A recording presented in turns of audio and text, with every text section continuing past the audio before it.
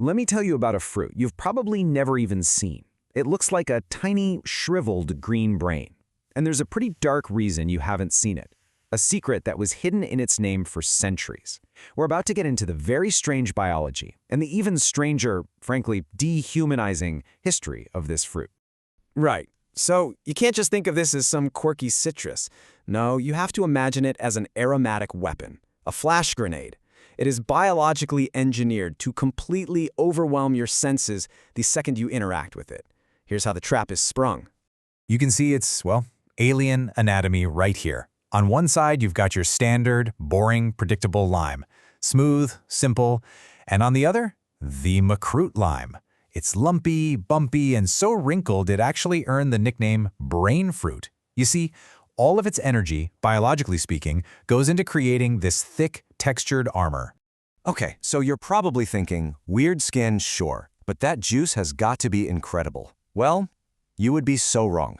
Here is the fruit's greatest botanical prank. It has practically zero juice. Seriously, it basically traded all of its liquid for pure aromatic intensity. Squeeze this thing, and you get nothing.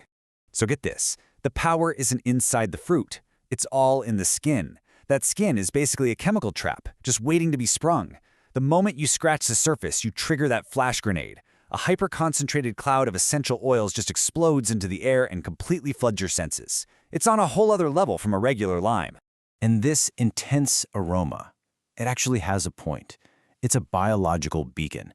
It's not the only plant that does this, of course. Think about the infamous durian. That thing uses over 50 different sulfur compounds just to scream its location from half a mile away. The Makrut lime does the exact same thing, just, with a scent that doesn't make you want to run for your life.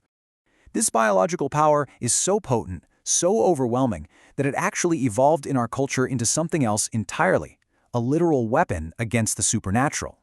In places like Thailand and Cambodia, people believe the fruit's intense essence is a kind of spiritual shield, powerful enough to actually drive away evil spirits. So, let's recap. We have a juiceless, brain-shaped fruit that fights ghosts. It's already completely bizarre. But believe it or not, all of that is nothing compared to its darkest secret. One that was hiding in plain sight for centuries, right there, in its name. For decades, maybe longer, this fruit was widely called the kaffir lime. Let's be absolutely clear about this word. This isn't just some old, forgotten term. It is a severe, dehumanizing racial slur. It was used by European colonial powers as a weapon to oppress the black population of South Africa. It is a word loaded with a truly painful and violent history. So how on earth does a weapon of dehumanization get permanently attached to a piece of fruit? Well, the best way to think about it is as a linguistic virus. The slur traveled with the fruit during the age of colonization, latching onto it, infecting its identity as it was shipped and planted all across the globe. But here's the good news. That story is finally being rewritten. Because once people became aware of this dark history, a conscious, global effort kicked off to fix this colonial wrong. A worldwide rebrand has begun. The goal? To erase the slur for good and give the fruit back its real identity. And this is exactly how it's being done. All over the world, chefs, gardeners, food writers, they're all rejecting the slur name and reclaiming the fruit's true identity. They're calling it by its authentic, original Southeast Asian name, the Makrut lime. And hey, if you're thinking it's impossible to just change a common name, remember this has happened before. Back in the early 1900s, nobody wanted to buy something called an alligator pear. It just sounded gross. So growers successfully rebranded it to avocado to make it more appealing. Reclaiming a plant's identity? Totally possible. And in this case, absolutely necessary.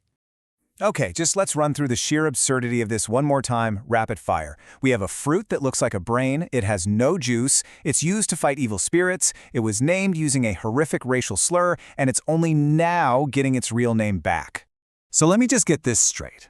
We're talking about a brain-shaped, juiceless fruit that people use to fight ghosts, which was armed with a name that was itself a weapon of oppression, and the whole story is so insane we almost forgot the thing doesn't even have juice in it.